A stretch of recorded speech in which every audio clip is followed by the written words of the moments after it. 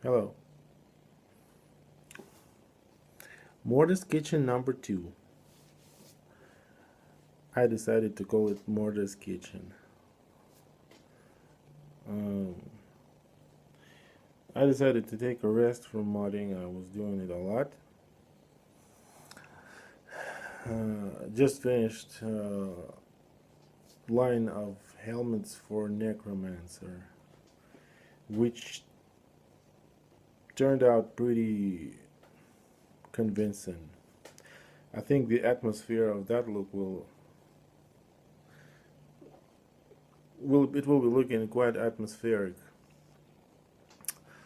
In essence, he's using skulls. I have not given them names yet, but they pretty much look like skulls from various types of monsters, like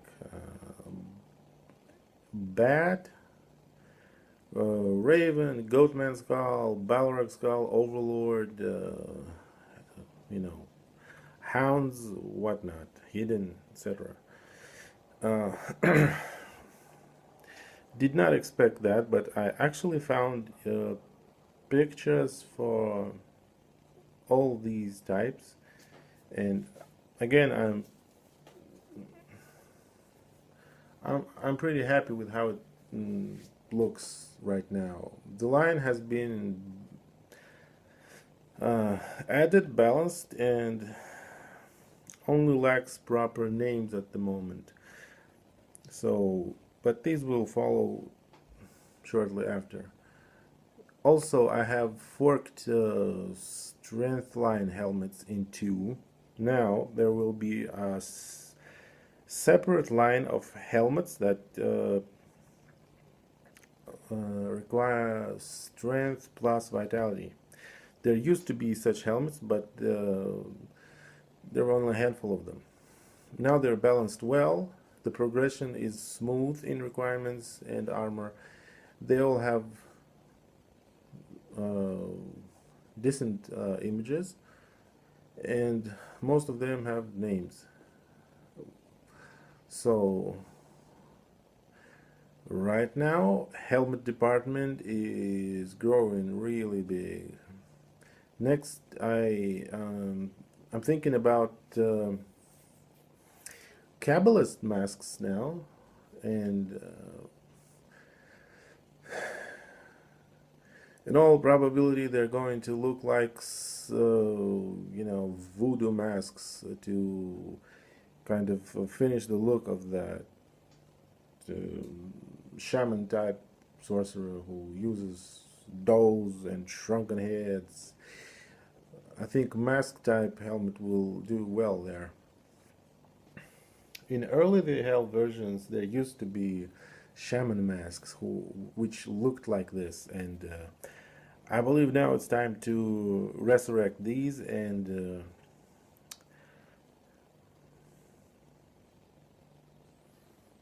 create a decent line of helmets of that kind. Organize them into line of helmets of a Kabbalist. Still, it eludes me what to do about Conjurer, the Beast Summoner. And at this moment, nothing new has appeared in my mind. I think they still are going to use those pointy-edged ones I named rods, and nothing about shields, their helmet types. Nothing comes to my mind still. Some people have suggested it might be a type of druid who would use pelts, like the druid from Diablo 2. But honestly, I cannot accept that idea wholeheartedly. Diablo 2 druid looks too nice for me. I don't know how else to say that. He just looks too nice. And what gives you the specific look and the atmosphere and the visual feel of the character. I think it mostly comes from items like helmet, weapon, and shield. In my opinion, jewelry and armor are not that important. To me, it's helmet, shield, and weapon. So the question is still open whether he's going to use a two-handed weapon or a combination of a shield or a substitute for a shield plus a weapon like these rods, or is it going to be, well, is it two-handed or it's sword and shield type, one and shield. And the helmet type, man, I just, okay, I have this backup idea, like I have this philosophy of in every situation have one default thing to do at least. So if nothing comes to my mind or nothing decent is suggested or better for that matter, I think I'm gonna go for the I don't know how to describe it, but there used to be those gladiators, velitas, who threw spears, and they had these helmets like a wolf head over them, over, like, a wolf pelt on their head. Some barbarians or Vikings used these type of helmets. Uh, so that looks to me as something that could be used if nothing else comes to mind. Like, a skull of a lion hair on the head, maybe with, paws, claws, whatnot, uh, over your head like this.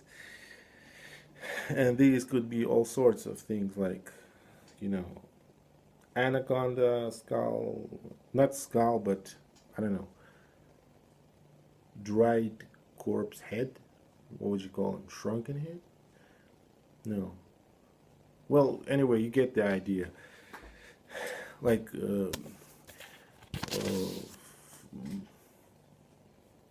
bear helmet, wolf helmet, fox, badger, snake, well, tiger, lion, whatever. That, sadly, what I don't like about this idea, it leaves your face open. And psychologically, a player doesn't want, I believe. Actually, it's my own feel, but I think it's generic. If your face is open, you don't really feel protected. Uh, in fact, I think that a wolf hunt helmet, which doesn't give you a lot of back of the head protection and neck on the back side, but has a strong faceplate, or I think it's called faceplate helmet actually. That gives you a lot more security feel when you see that type of helmet on your character than if you have a helmet that gives you a lot of protection but leaves your face vulnerable. It's like, oh my god, they're gonna shoot me in the face, right in the face, man, right in the kisser. I don't want to feel that. And I think subconsciously you're going to be looking for a better helm that will protect your precious face, and no amount of veil or something going to do unless it's something thick and solid like a thick bone of skull or a piece of plate, something like that. Even I think even a male doesn't feel as protective. So that's my gripe about this design.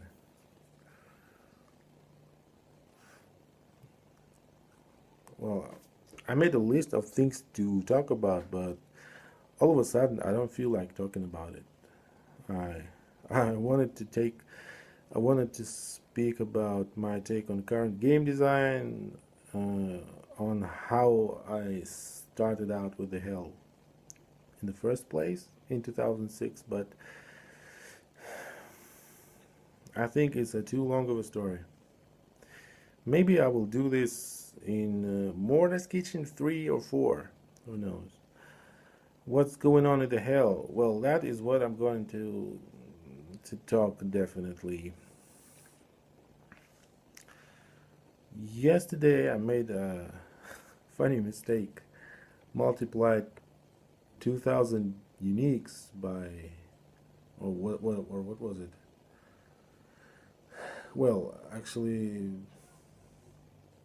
3,000 uniques by 20 minutes, and it resulted in 6,000 minutes, which I thought were going to be like 100 hours. In fact, I made a mistake. It's 60,000 and 1,000 hours. So my estimate of 6 to 12 months of work after 1.0 release suddenly turns into 60 to 120 months. So we're talking about 5 to 10 years, which is unacceptable to say the least. Just think about it. All of the th2 uniques are going to arrive soon, and soon means by year 2028.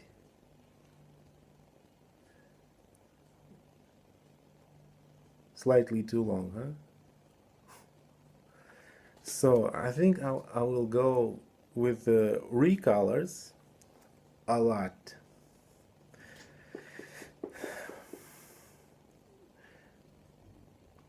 Diablo 2 uses recolors a lot, and some unique items don't even use recolors for that matter, and nobody really is upset. So I thought, what the hell? I want to do the same because it's for this little area of the game with the unique images. I don't want to spend so much time on that. It's not worth it. So unlike the Hell 1, I'm afraid the Hell 2 is going to have unique items that don't look so good. But to sweeten the deal,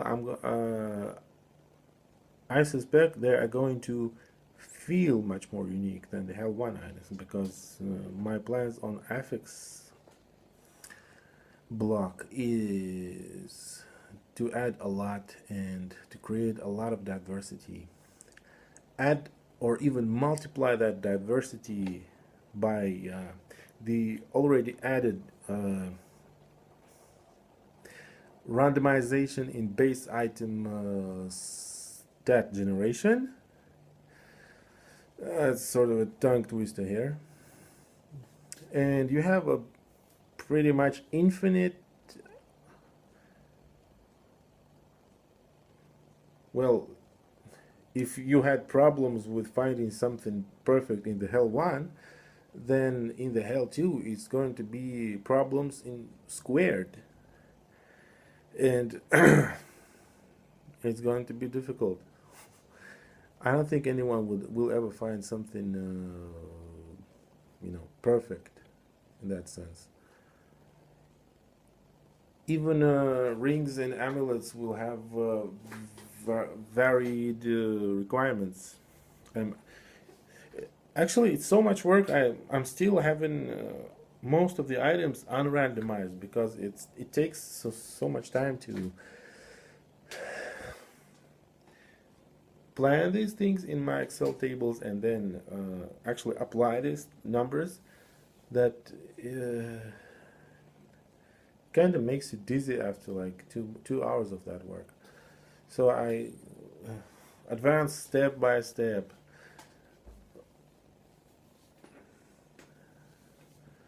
Not that adding items helps with that, but I hope to see the end of that someday.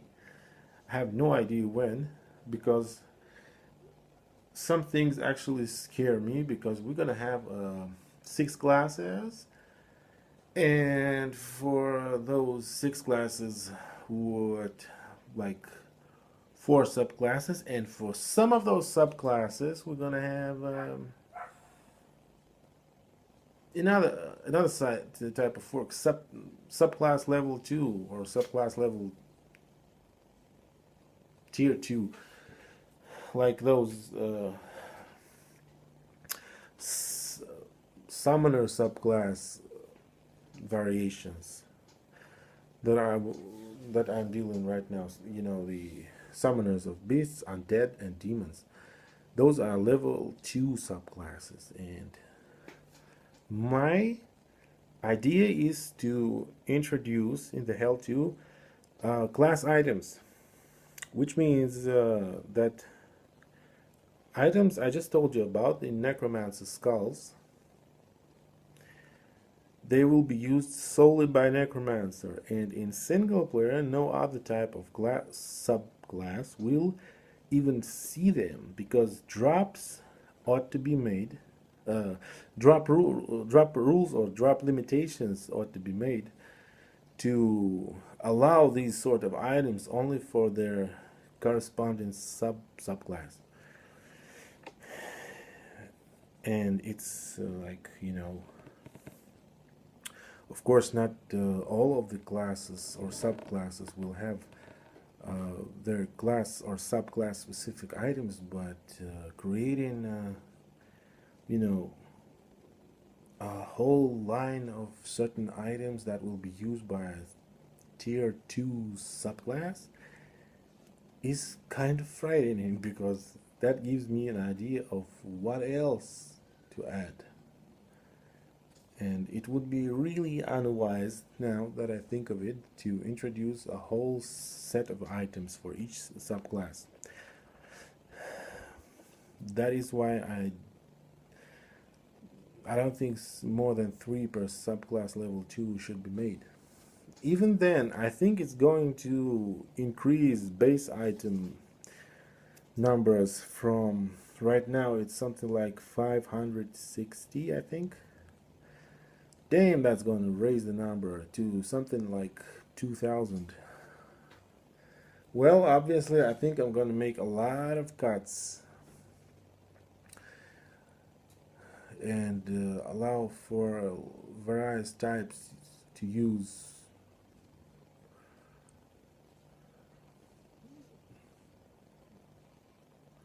I don't know, common items like armors or something.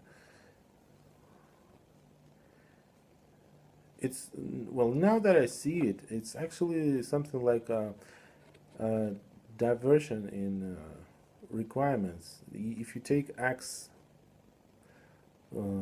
items of X type, right now we have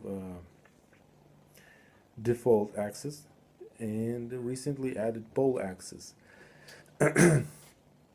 Pole axis don't differ that much in effect. They only have dexterity as their main stat requirement, and that's pretty much it. Obviously, no type of gladiator will be, or savage, which is not the right name, I think. Well, that class won't be able to use them because they have strength and vitality as their main stat. A lot of questions remain, by the way, whether to leave stats limited or allow for a certain sum of stats that you will distribute however you want. This will allow for broken builds, of course, if you pump magic with your class number 6. It's not going to be pretty. And if you create a melee mage, he's not going to survive for long. But that would allow for freedom of builds. And I don't know if that's a route I would like to take. I'm skipping from one topic to another. That happens naturally, and I might get lost completely and, you know, lose completely the idea that I had, you know, to begin with. I'm almost 20 minutes into the video and I haven't said anything particular. That is so me. I don't think it's a news pack video, so I'm not. I don't think I'm gonna talk about what to expect in the nearest future or whatnot. It's more like a conversation, one way conversation. Well, not really. If you have something to say, you can always use comments. By the way, if you are watching this on YouTube, you're probably not doing it in the way it's meant to be. So right under the video should be a link to the Hellmods Patreon page, and I update the development blog there. So if you're watching it on YouTube, consider going there. You will find more info.